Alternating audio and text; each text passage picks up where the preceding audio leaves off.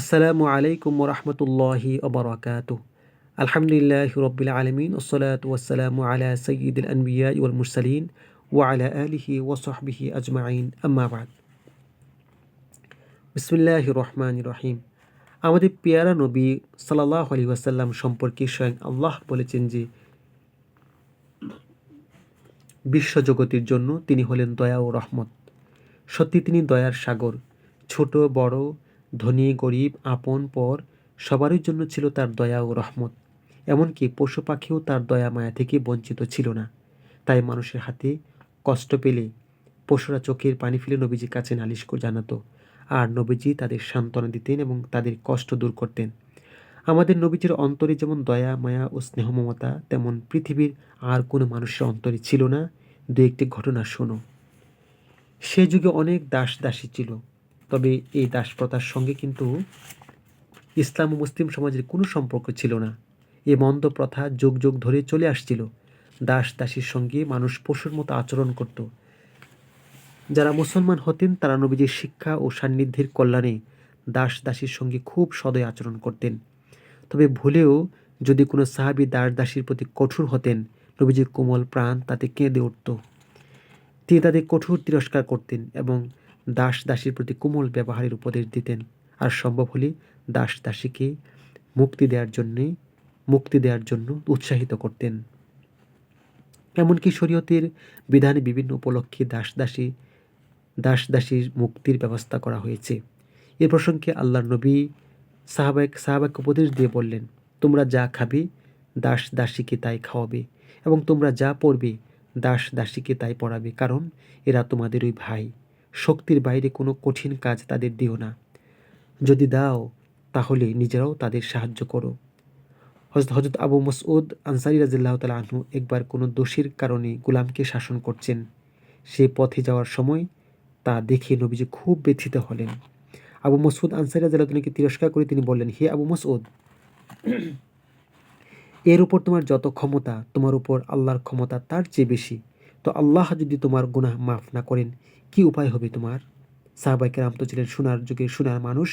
নবীজির তিরস্কারে সাহাবী আবু মাসউদ রাদিয়াল্লাহু তাআলা আল্লাহর ভয়ে কেঁপে উঠলেন। তিনি বলেন, ইয়া রাসূলুল্লাহ, আপনি সাক্ষী থাকুন, আল্লাহর ওয়াস্তে তাকে আমি আজাদ করে দিলাম। আহা, কেমন দয়ালু ছিলেন আমাদের পেয়ারা নবী, আর কেমন সোনার মানুষ ছিলেন সাহাবায়ে কেরাম। নবুয়তের আগের ঘটনা, মক্কায় ছিল নির্দয় শক্ত দিল এক কাফির। কিছু লোক ছিল কাফির হলেও রহমদিল। তাদের দিলে মায়া ছিল, দয়া ছিল। তাই দেখা যায় আরবে একদল যেখানে কন্যা সন্তানকে জীবন্ত কবর দিত, সেখানে কিছু মানুষ বিপুল অর্থ ব্যয় করে কন্যা সন্তানদের রক্ষা করত এবং তাদের লালন পালন করত। তো এক লোকটি ছিল খুব শক্ত দিল। কাকে বলে দয়া মায়া সে জানত না। তার ছিল বড় ও কমজোর এক গোলাপ। তাকে সে কঠিন কঠিন কাজে লাগাতো, যেমন দূর থেকে পানি এনে বাগানে পানি দেওয়া, কোরাল দিয়ে গাছ কেটে লাকড়ি তৈরি করা। কাজ করে করে বুড়ো গোলামের শরীর থেকে দরদর করে ঘাম ঝরত, তবু একটু জিরিয়ে নেওয়ার উপায় ছিল না।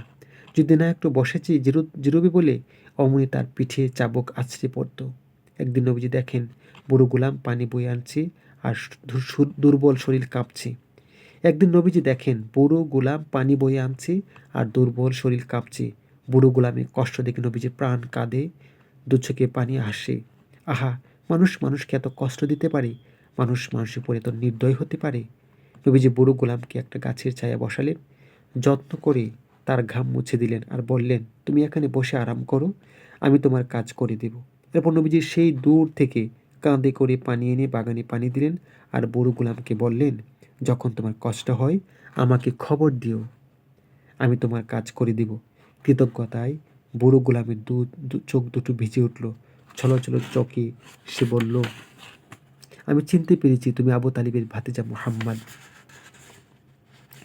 মুহাম্মদ ছাড়া এত দয়া মক্কায় কার হবে? নবুয়তের আগেরই মক্কার আরেক দিনের ঘটনা।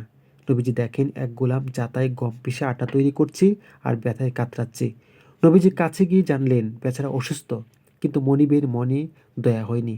তাই অসুখেও কষ্টের কাজ থেকে রেহাই মেলেনি। নবীজি আদর করে তার মাথায় হাত রাখলেন এবং যত্নের সঙ্গে একপাশে শুয়ে দিলেন। তারপর যাতা ঘুরিয়ে গম ভেঙে আটা তৈরি করলেন আর গোলামকে বললেন, যখন গম ভাঙ্গার দরকার হবে মুহাম্মদকে ডাক দিও, মুহাম্মদ তোমার গম ভেঙে আটা করে দেবে। একদিন আমাদের নবীজি পথ দিয়ে হেঁটে যাচ্ছেন, এমন সময় দেখেন এক অন্ধ বুড়ি হোঁচট খেয়ে পড়ে গেল, আর লোকেরা মজা করে হাসতে লাগলো। অন্ধ বুড়ির কষ্ট দেখে দয়ার নবী কেঁদে ফেললেন, হাত ধরে বুড়িকে উঠতে সাহায্য করলেন এবং বাড়িতে পৌঁছে দিলেন। এরপর থেকে নবীজি প্রতিদিন বুড়ির ঘরে খাবার দিয়ে আসতেন, যেন তাকে একা একা পথে বের হতে না হয়।